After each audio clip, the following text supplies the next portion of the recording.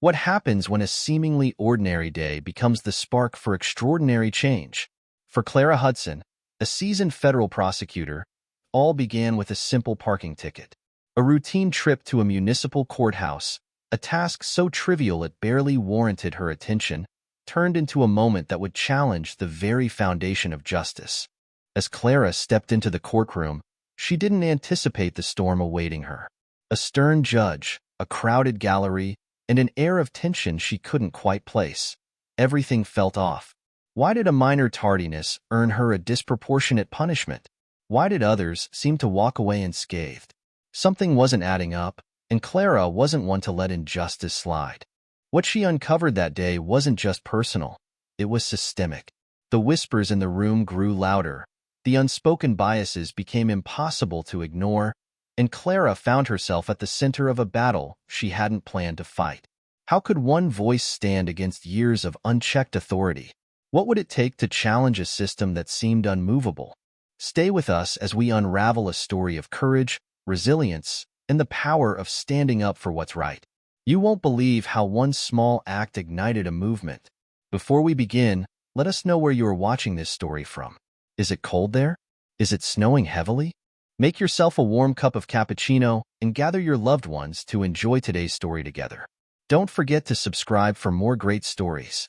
The city of Savannah awoke slowly as the soft morning sunlight kissed the rooftops of its historic homes. For Clara Hudson, the day began as usual. Her alarm buzzed at 6 a.m., dragging her out of a deep sleep in her neatly organized apartment overlooking Forsyth Park. Clara, a 36-year-old federal prosecutor, was known for her unyielding determination and impeccable attention to detail. Her small yet tastefully decorated apartment reflected her disciplined lifestyle, bookshelves lined with legal texts, case files neatly stacked on the desk, and a color-coded calendar pinned to the wall. Unlike her usual mornings filled with preparations for high-stakes federal cases, today's agenda felt trivial. Clara was heading to the municipal court to dispute what she believed was an unfair parking ticket. She had parked on a street where the signs were confusing, and she had evidence. Clear photographs taken from every angle. This wasn't the kind of legal battle she was accustomed to, but her pride refused to let her pay for someone else's mistake. Clara selected a navy blazer, pairing it with a white blouse and comfortable black trousers. Her natural curls, a testament to her decision to embrace her identity after years of straightening her hair, were pinned back neatly. As she looked in the mirror, Clara reminded herself of her journey, from a top graduate at Howard Law to a highly regarded assistant federal prosecutor. Yet, even in her position, she had grown accustomed to the surprise stares and thinly veiled doubts from those who underestimated her simply because she was a black woman in a field still dominated by older, white men. At 7 a.m., Clara sipped coffee from her favorite mug, her mind already racing with the events of the day. While the parking ticket seemed insignificant, a part of her knew this was about more than just the $80 fine. It was about principle, about showing that fairness mattered, no matter how small the issue. She packed her documents, double-checked the photographs, and grabbed her car keys. The streets of Savannah were quiet as Clara navigated her hybrid SUV through the familiar route downtown. She flipped on the radio, half listening to the local news. Her thoughts wandered to the heavier cases waiting for her at the office, cases involving human trafficking, corporate corruption, and violent crimes. As a prosecutor, Clara had seen the worst of humanity, and her job was to hold it accountable.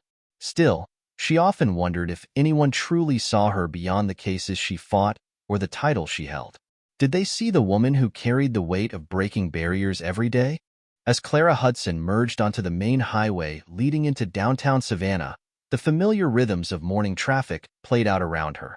Horns blared impatiently, and a symphony of engines filled the air, but Clara remained focused, her hands steady on the steering wheel. She was proud of her ability to juggle the intense demands of her work while maintaining a sense of order in her personal life, though today would test that balance. The municipal court was just 20 minutes away, and she had left herself plenty of time. Clara switched on the radio, letting the soft hum of jazz music serve as a soothing backdrop while she mentally rehearsed her arguments about the parking ticket. She reviewed the photos she had taken in her mind. The contradictory signs, the faded paint on the curb, It seemed like an open-and-shut case, but she also knew how even the smallest matters could spiral in a courtroom. At 8:15 a.m., Clara's Bluetooth system chimed, interrupting the music. The caller ID displayed a familiar name, Michael Green, her supervisor at the U.S. Attorney's Office. Clara's grip on the steering wheel tightened slightly. Michael never called this early unless it was urgent. She answered, her voice calm but curious. "Good morning, Michael. What's going on?" Michael's tone was brisk, laced with the kind of urgency that made Clara instinctively sit up straighter. "Clara, we've got a problem with the Hathaway trafficking case. The defense team just filed a last-minute motion to suppress critical evidence. If the judge rules in their favor, we could lose half our case." Clara's heart sank. The Hathaway case was one of the most significant human trafficking prosecutions in recent history, involving a network that spanned multiple states. The survivors had endured unspeakable horrors, and Clara had poured months into building an airtight case. Losing any piece of it wasn't an option. "How much time do we have?" Clara asked, already calculating how she could carve out time to address this. "The judge wants a response by noon," Michael said.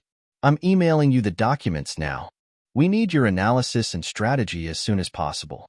Clara glanced at the dashboard clock. It was 8:18 a.m. She had planned to park by 8:30, giving herself time to find the courtroom and settle in before the 9 a.m. session.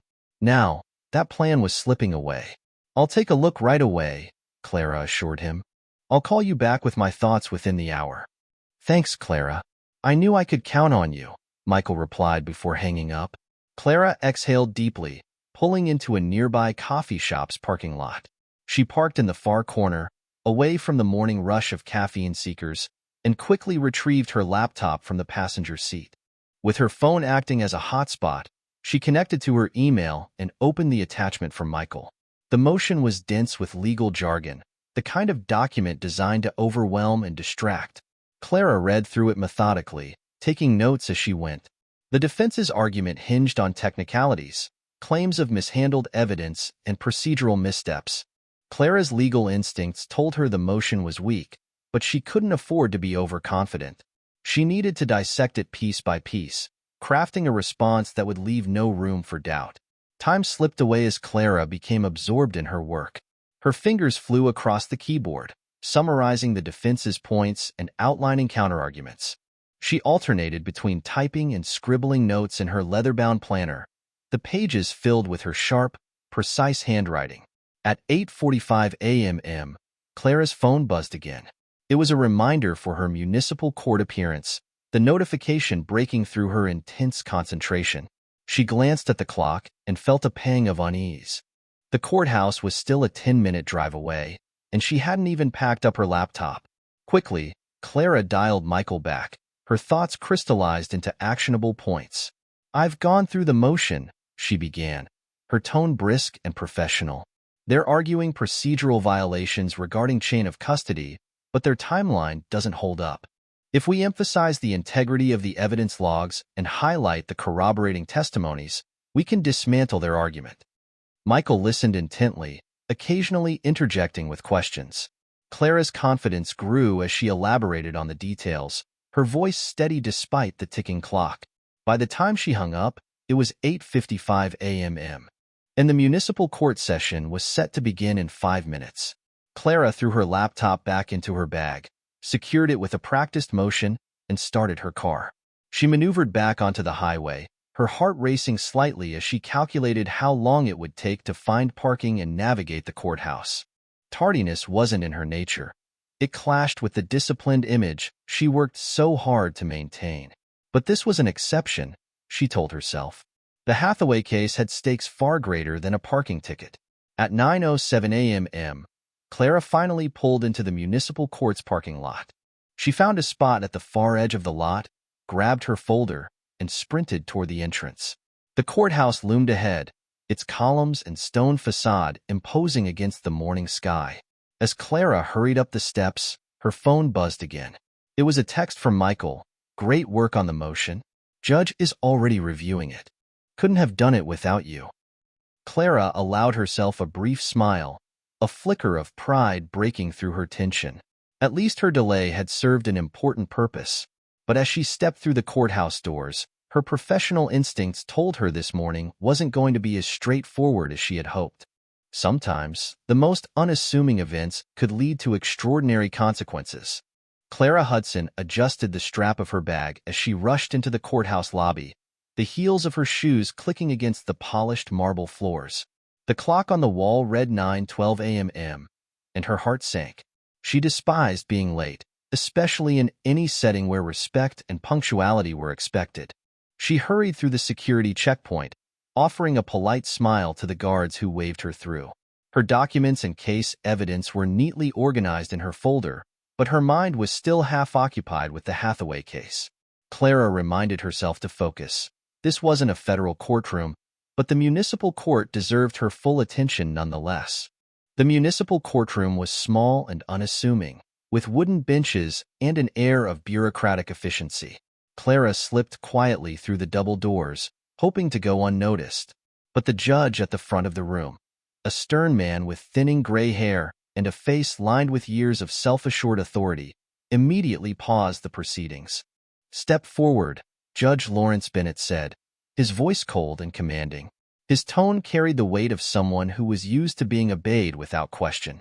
Clara hesitated for a split second, noting the subtle shift in the room's energy. All eyes turned to her, and an uncomfortable silence fell over the courtroom. Clara straightened her posture and stepped toward the podium, her heels clicking in the suddenly deafening quiet. "Good morning, Your Honor," she said, her voice steady and professional.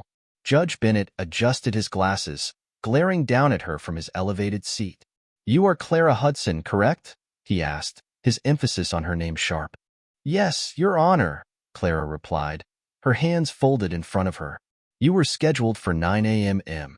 It is now 9:12, he said, his words clipped. "Do you think your time is more valuable than this court's time?" Clara opened her mouth to explain but was cut off before she could speak. "I have heard every excuse imaginable," Judge Bennett continued, his voice rising slightly. "Traffic, car trouble, personal emergencies. None of it matters here. This is a court of law, not some casual gathering where you can stroll in whenever you please." Clara felt the heat of the judge's words, but she remained composed. Her years in federal court had prepared her for far worse confrontations. She noticed, however, that Judge Bennett's gaze never quite met hers. His tone was unmistakably condescending, and the weight of his assumptions about her radiated from every word.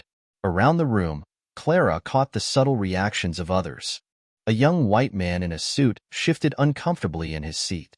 An older black woman in the back of the room exchanged a knowing glance with another observer. The bailiff, a middle-aged man with a kind face, clenched his jaw but said nothing.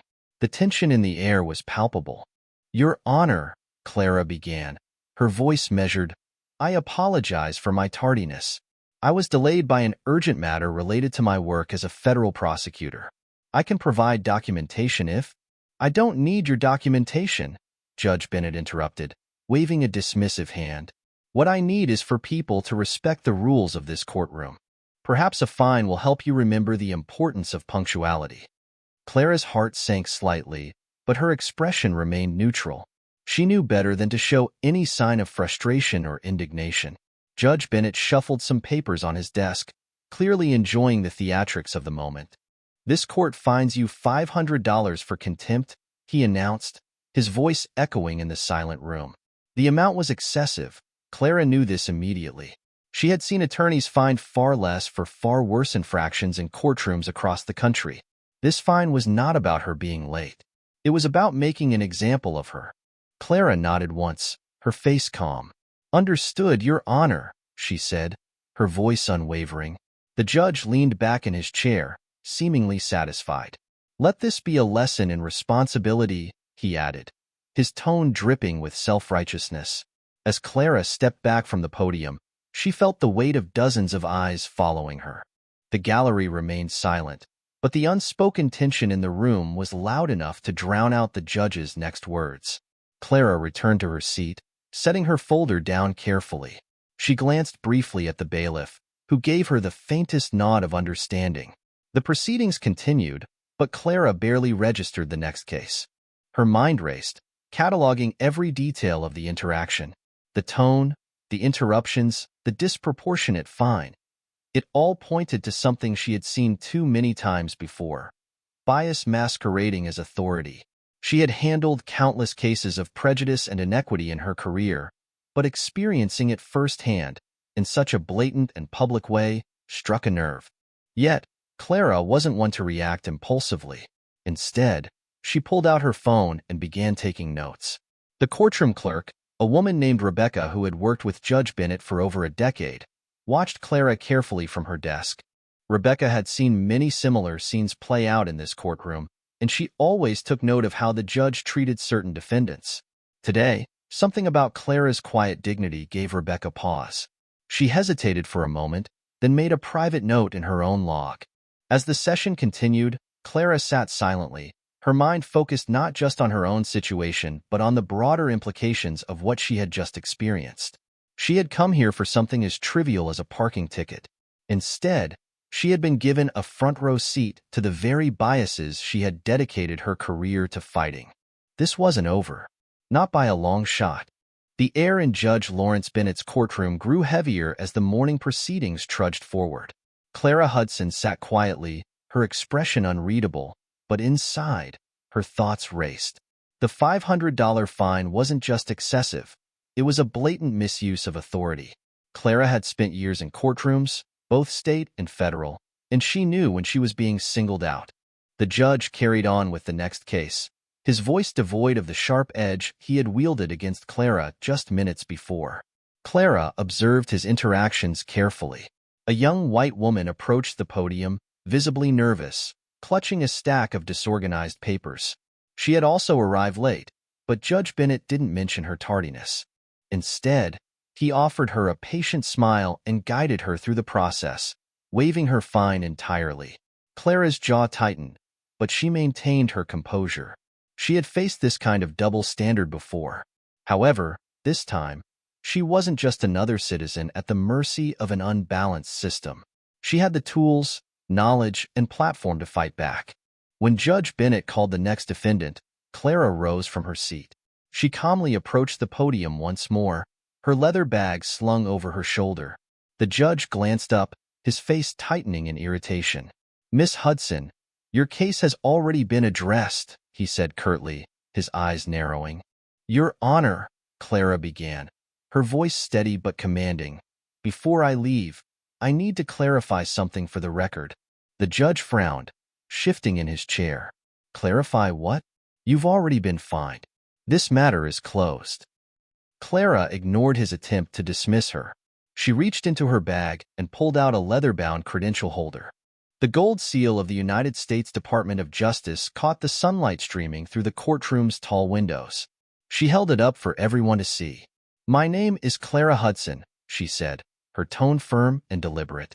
"I am a federal prosecutor with the U.S. Attorney's Office for the Southern District of Georgia. I serve as an assistant United States attorney, handling high-profile cases, including human trafficking and organized crime." The courtroom fell silent. Judge Bennett froze, his eyes darting between the gold badge and Clara's unwavering gaze. The color drained from his face as the weight of her words sank in. "For the record," Clara continued, "I was late this morning because I was reviewing an urgent motion in a major human trafficking case, a case that could impact the lives of dozens of survivors. I have written confirmation from my office, which I can provide at your request." The judge opened his mouth to respond, but no words came out. The courtroom audience, including the court staff and other defendants, watched in stunned silence. Clara took a step closer to the podium, her voice resonating with authority.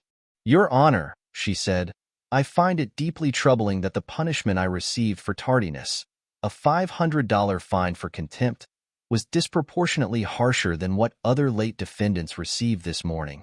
It raises questions about the fairness of this courtroom's procedures and the consistency of its rulings." Several people in the gallery exchanged glances. The young white woman who had been let off earlier shifted uncomfortably in her seat. An older black man in the back nodded subtly, his expression a mix of pride and quiet defiance.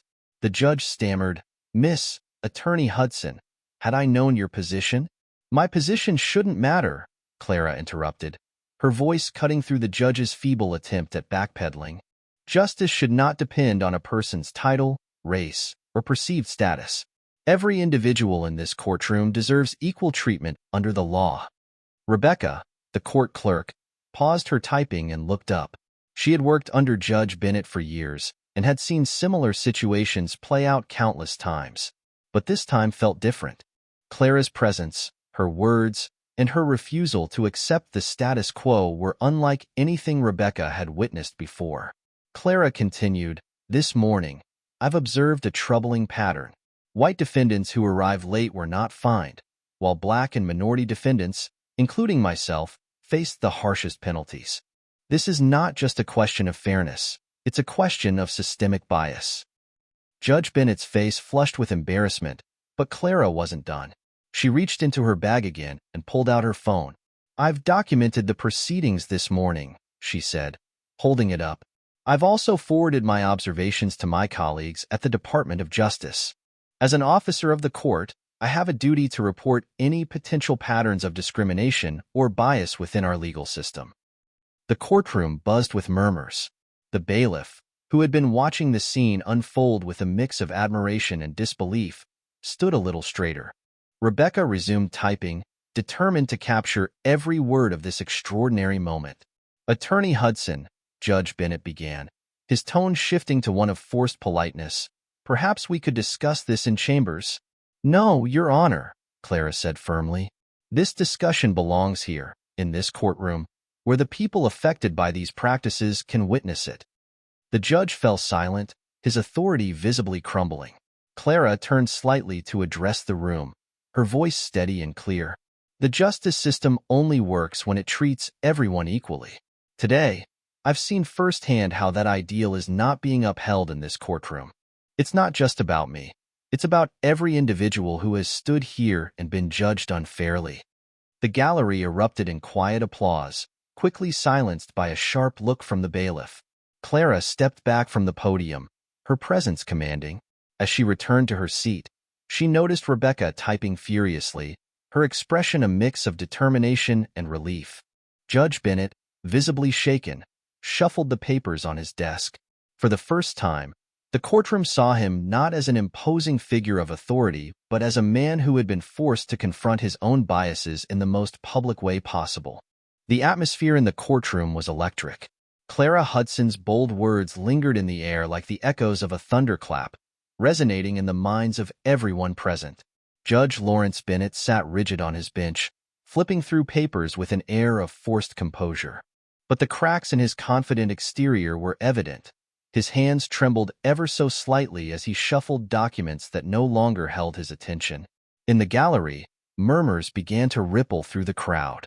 Defendants and observers exchanged knowing glances, their faces betraying a mix of admiration and indignation. Clara's calm yet firm demeanor had done more than challenge Judge Bennett. It had given voice to the frustrations many had quietly endured for years. Rebecca, the court clerk, could no longer focus on her typing. She glanced at Clara, who sat with her back straight and her hands folded, waiting for the judge to address the next case. Rebecca had always kept her thoughts to herself, but she couldn't deny what she had witnessed over the years. She glanced at her personal notebook, where she had documented patterns of unequal treatment. Today, for the first time, she felt emboldened to do something about it. The next defendant, a young black man named James Carter, was called to the podium. He stood awkwardly, his shoulders hunched as if trying to make himself smaller. His case was a minor traffic violation, and he had already pled guilty. Judge Bennett looked at him with the same cold indifference that Clara had recognized earlier. "You've been fined $350, the judge announced curtly. "You have 30 days to pay or risk further penalties." James glanced nervously at Clara, who met his eyes with a reassuring nod. Taking a deep breath, he did something he had never done before. He spoke up. "Your Honor," James said, his voice trembling, "I've been to this courtroom twice before, and each time, I've noticed that people like me, people of color, seem to get the harshest punishments. Today, I saw it happen again. I just wanted to say, it's not fair." A collective gasp swept through the room. Judge Bennett froze, his face tightening with frustration. "Mr. Carter," he said, his voice sharp, "this is not the time or place for unfounded accusations." "But it's true," James insisted, his voice growing steadier. "And it's not just me who sees it." Another voice spoke up from the back of the gallery. "He's right." It was an elderly black man who had been watching silently until now. "I've been coming here for years, and it's always the same. They fine us more, talk down to us more, and act like we don't matter." The room buzzed with murmurs as more people nodded and whispered their agreement. Clara felt a surge of pride, though she remained outwardly composed. This was the moment she had hoped for, a collective awakening, a refusal to stay silent in the face of injustice. Judge Bennett banged his gavel, his voice rising above the noise. "Order. There will be order in this courtroom." The room fell quiet, but the energy of defiance remained palpable. Clara rose from her seat, her every movement deliberate and poised. "Your Honor," she said, "I believe what we are witnessing here today is an essential part of the justice system, people exercising their right to speak out against perceived inequities. Silencing them will only reinforce the systemic issues they are highlighting." Judge Bennett glared at her, but Clara didn't flinch. Instead, she stepped forward. "Furthermore," she continued, "I respectfully decline the dismissal of my fine." The room erupted into quiet gasps and whispers again. Even Rebecca raised her eyebrows in surprise. The judge's face reddened with a mix of embarrassment and anger. "Miss Hudson, you would seriously prefer to pay a fine that I am willing to dismiss?" "Yes, Your Honor," Clara said firmly, "because this isn't just about my case. Dismissing my fine would only mask the underlying issue, which is the inconsistent and often inequitable application of penalties in this courtroom. By paying the fine, I am documenting my experience as part of a larger systemic pattern that needs to be addressed." Her words were a direct challenge to the judge's authority, but they carried a deeper message that resonated with everyone in the room. Clara wasn't just standing up for herself, she was standing up for all of them. Rebecca resumed typing, her fingers moving faster than ever. She was determined to capture every word, knowing this moment was significant. The bailiff, a stoic man who had spent years watching similar scenes unfold, gave Clara the faintest nod of approval. Judge Bennett opened his mouth to respond but stopped himself. For a moment, he looked like a man out of his depth, unaccustomed to being challenged so publicly. Finally, he said, "Very well, Miss Hudson. Your fine stands." Clara nodded and returned to her seat, where she quietly wrote a note in her planner. Around her, the tension in the room began to shift. Defendants whispered among themselves, and Rebecca noticed something remarkable. People were holding their heads higher, sitting up straighter, as if Clara's bravery had given them permission to believe in their own worth. By the time the session ended, the courtroom felt transformed. Clara gathered her belongings and prepared to leave, but as she stepped toward the door, she was stopped by James Carter. "Thank you," he said simply, his voice filled with emotion. "What you did today, it means a lot." Clara offered him a small smile. "Change starts with speaking out," she said. "You did that today. Keep doing it." As she walked out of the courthouse, Clara felt the weight of the day settle on her shoulders. She knew the fight for justice was far from over, but today had been a step forward, a ripple in the water that could grow into a wave. And for the first time in a long while, she felt hopeful. The courtroom confrontation Clara Hudson had sparked did not end when she walked out of the municipal courthouse. Word of her bold stand against Judge Lawrence Bennett spread quickly through Savannah's legal community, carried by whispers, text messages, and social media posts. By the following morning, the case had reached the ears of the state's Judicial Review Board, a body responsible for maintaining the integrity of the judiciary. For Judge Bennett, it was the beginning of a reckoning. Clara sat at her desk in the U.S. Attorney's office, surrounded by stacks of case files, when her phone buzzed with an unfamiliar number. "Miss Hudson," a calm but authoritative voice said when she answered, "This is Linda Grayson from the Georgia Judicial Review Board. We've received multiple reports concerning the proceedings in Judge Bennett's courtroom yesterday. I'd like to discuss your experience." Clara paused, her mind racing. While she had hoped her actions would lead to meaningful change, she hadn't expected the response to come so quickly. "Of course, Ms. Grayson," Clara replied. "How can I assist?" The next morning, Clara sat across from Grayson and her team in a small, unassuming conference room. Grayson, a seasoned investigator with sharp eyes and a no-nonsense demeanor, wasted no time. "We've reviewed the court transcript from yesterday and spoken with a few witnesses," she began. "Your testimony could help us understand the broader context of Judge Bennett's conduct."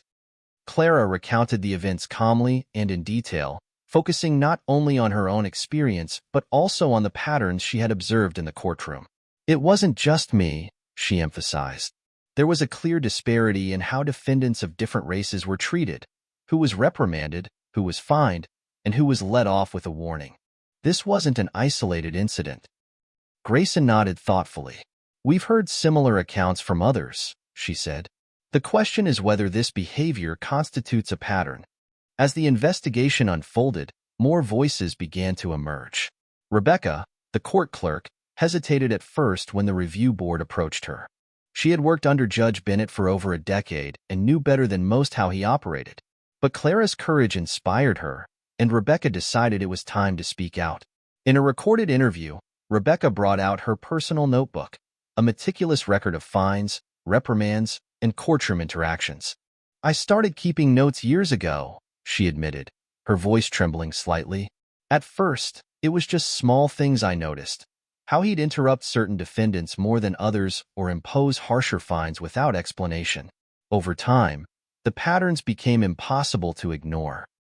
The bailiff, Joseph Carter, also came forward. A quiet man who prided himself on his professionalism, he had long felt conflicted about what he witnessed in Judge Bennett's courtroom. "It's not easy to speak out," Joseph said during his interview. "But it's harder to keep watching people get treated unfairly." Joseph recounted dozens of instances where Judge Bennett's behavior had crossed the line. He described the judge's tendency to belittle defendants of color while offering leniency to others for similar offenses. "He acted like his authority couldn't be questioned," Joseph said. "But authority doesn't mean you get to treat people unequally." The review board also dug into court records, analyzing thousands of cases handled by Judge Bennett over the past 5 years. The data painted a damning picture. Black and minority defendants were fined an average of 60% more than their white counterparts for the same violations. Verbal warnings were disproportionately given to white defendants, while others faced immediate monetary penalties. The disparities extended beyond fines, affecting sentencing, courtroom demeanor, and even the amount of time defendants were allowed to speak. As the evidence mounted, Grayson's team began interviewing other court staff, former defendants, and attorneys who had appeared before Judge Bennett. One attorney, a young public defender named Marcus Allen, shared his frustration. "It was like clockwork," Marcus said. "If my client was black or Hispanic, I'd brace myself for the worst. I tried to fight back when I could, but the system isn't built to support challenges like that." Even retired staff members came forward.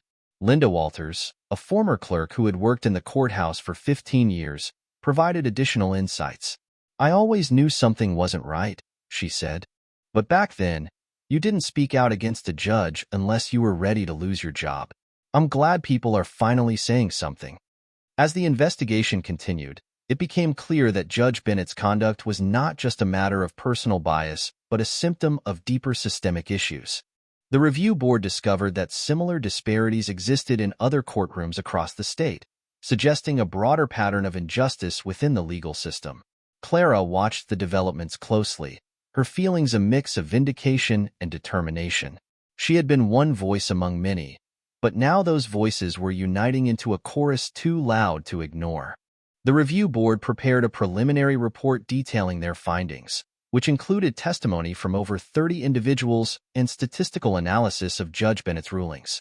When the findings were presented to the public, the reaction was swift. Advocacy groups called for immediate reforms, while legal experts debated the implications of the case.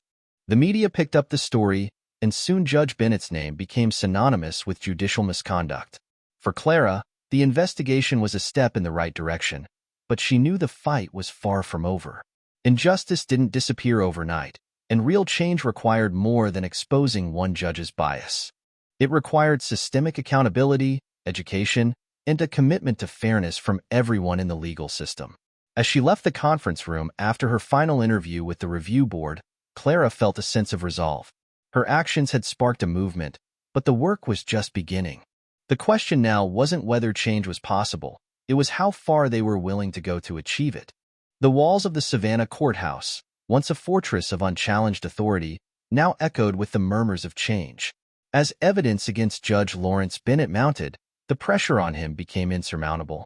The findings of the Judicial Review Board left no room for doubt. Systemic bias had permeated his courtroom, and his decisions had disproportionately affected minority defendants for years. The weight of these revelations was too heavy to ignore. Faced with mounting public scrutiny and a formal inquiry from the Judicial Review Board, Judge Bennett summoned his attorney to discuss his options. Resignation seemed inevitable, but the judge was reluctant. He had spent 3 decades on the bench, building a reputation as a no-nonsense adjudicator. Yet, that reputation was now irreparably tarnished. "It's not just about me," Judge Bennett said during a private meeting with his lawyer. "If I resign, it's admitting I was wrong." His attorney, a pragmatic man who had witnessed many high-profile cases, leaned forward. "Lawrence," he said, "the evidence is overwhelming. If this goes to a public hearing, it will be a spectacle. Resigning gives you some control over the narrative." 2 days later, Judge Bennett issued a formal statement announcing his resignation. He cited personal reflection and a commitment to growth as his reasons for stepping down, carefully avoiding any direct acknowledgement of wrongdoing. The resignation sent shockwaves through Savannah's legal community and beyond. As part of his exit agreement, Judge Bennett agreed to participate in mandatory bias training and provide a written acknowledgement of the systemic issues highlighted in the review board's report. It was a small step toward accountability, but for many, it was not enough. Meanwhile, Clara Hudson's life had changed in ways she could never have anticipated. What began as a personal stand against injustice had turned her into a central figure in a growing reform movement. Her phone rang constantly with calls from reporters, advocacy groups, and fellow attorneys. Each conversation added momentum to the fight for change. One morning, Clara sat in her office, surrounded by stacks of letters and emails from people who had read about her actions. Some shared their own experiences of bias in the legal system, while others simply thanked her for speaking out. A handwritten note from an elderly woman stood out. "Ms. Hudson, I've spent my entire life believing the system would never change. But seeing you stand up in that courtroom gave me hope for the first time in decades. Thank you for reminding us that one voice can make a difference." The note filled Clara with a renewed sense of purpose. She realized that her role went beyond prosecuting cases or advocating for individual clients. She had become a symbol of resistance against a broken system. The media amplified Clara's story, turning it into a national conversation. Headlines like "Judge resigns amid allegations of bias" and "Federal prosecutor sparks judicial reform movement" appeared on news sites across the country. Clara was invited to speak on several prominent platforms, including a national morning show where she discussed the importance of transparency and accountability in the judiciary. During one of these interviews, the host asked, "Ms. Hudson, what do you believe needs to change to prevent situations like this from happening in the future?" Clara responded without hesitation. "We need systemic reform, starting with mandatory bias training for all judges and court staff. But it doesn't stop there. We need regular audits of courtroom decisions to ensure equity, greater transparency in judicial proceedings, and a platform where individuals can report bias without fear of retaliation. This isn't just about one judge or one courtroom. It's about the entire system." Her words resonated with viewers, sparking widespread discussions on social media. Hashtags like #JusticeForAll and #EqualCourts now began trending, with people sharing their own stories of unequal treatment in the legal system. The momentum grew, drawing attention from policymakers and legal experts. Clara's advocacy also inspired local organizations to join the movement. The Savannah Bar Association held an emergency meeting to address the findings of the Judicial Review Board. By the end of the meeting, they committed to creating a task force to examine courtroom practices and recommend reforms. Clara was invited to serve as an advisor, a role she accepted with humility and determination. Community leaders also rallied around the cause.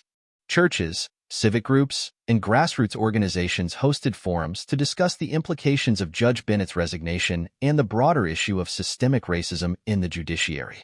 Clara attended many of these events, often speaking about the importance of collective action.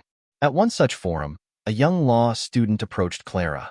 "I just wanted to thank you," the student said, her voice filled with emotion. "I've always wanted to go into civil rights law, but I wasn't sure if one person could really make a difference. You've shown me that it's possible." Clara smiled, feeling both proud and humbled. "It's not just about one person," she said. "It's about all of us working together to hold the system accountable. And it starts with people like you who are willing to take up the fight."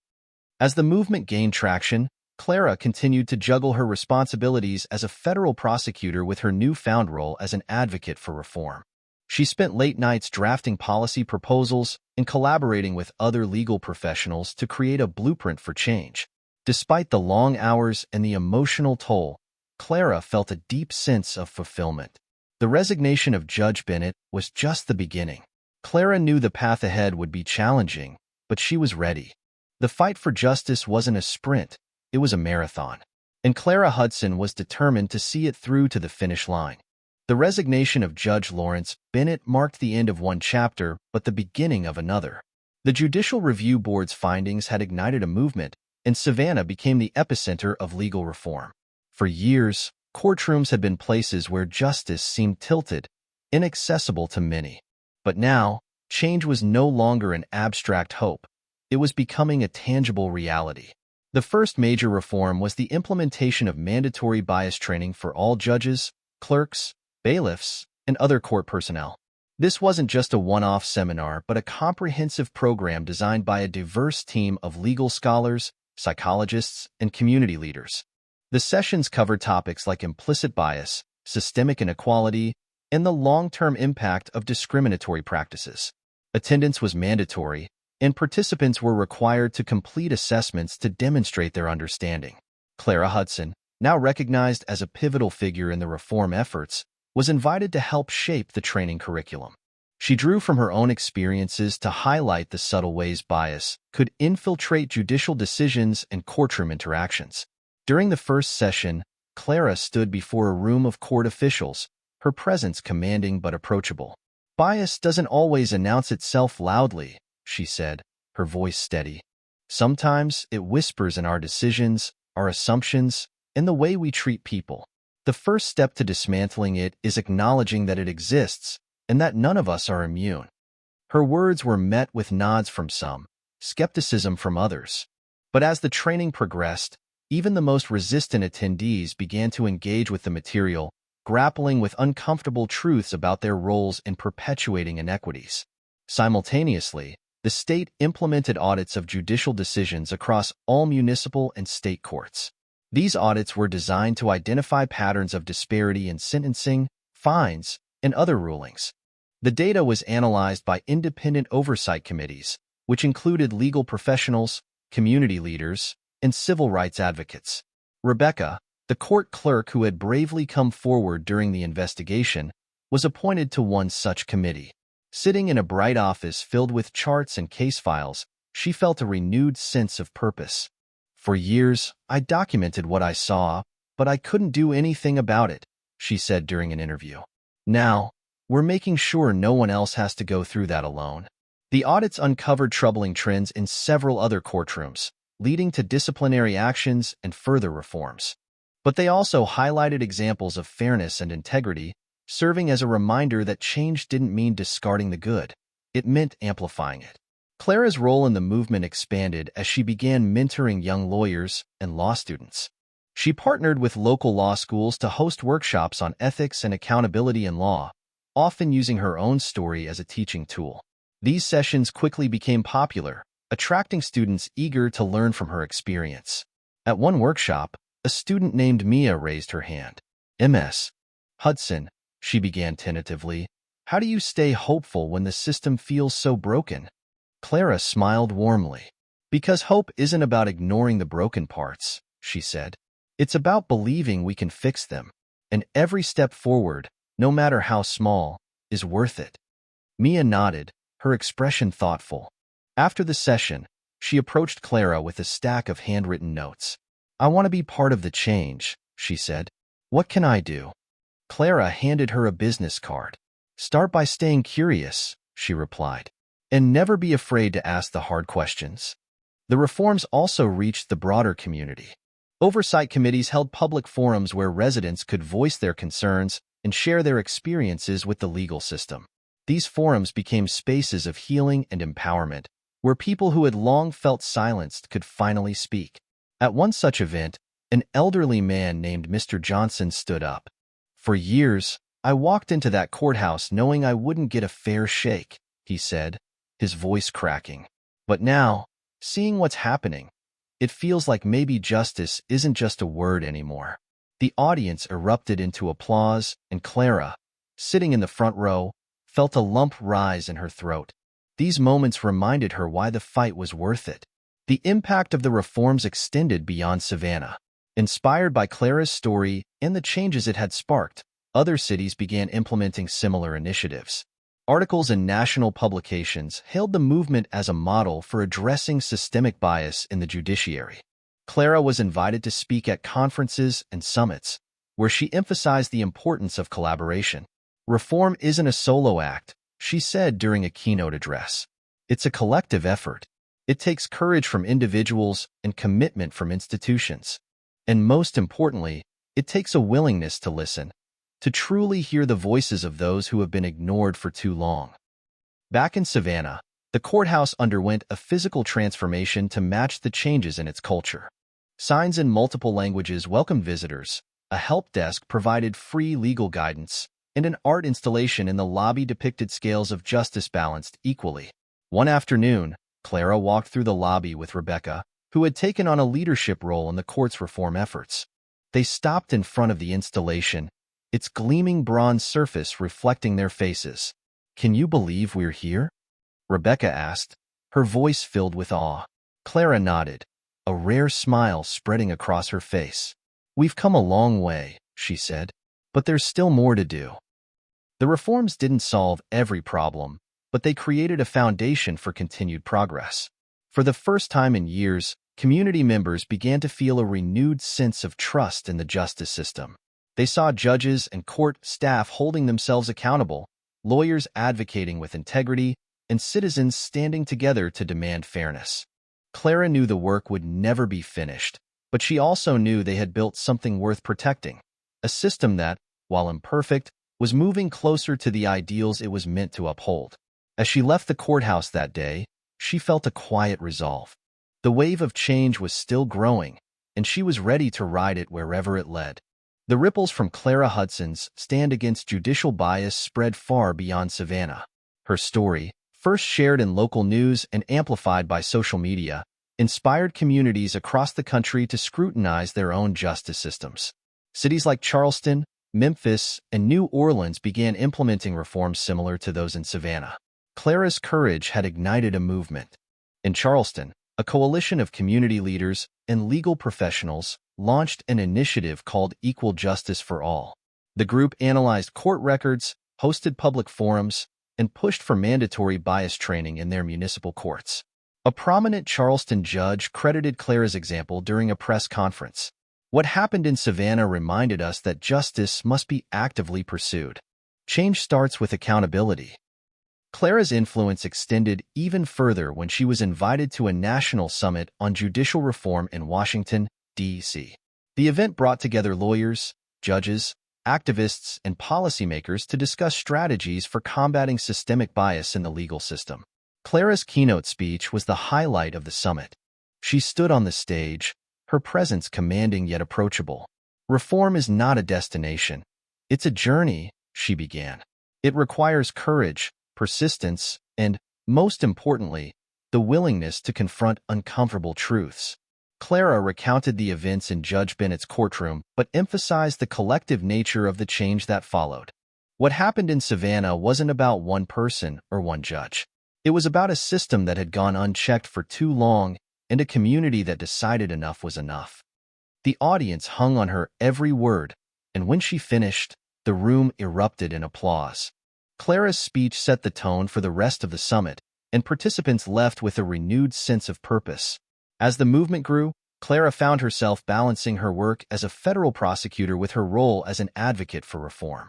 She was invited to lead panels, write opinion pieces, and consult on legislation aimed at addressing bias in the judiciary. Yet, despite her rising profile, Clara remained grounded.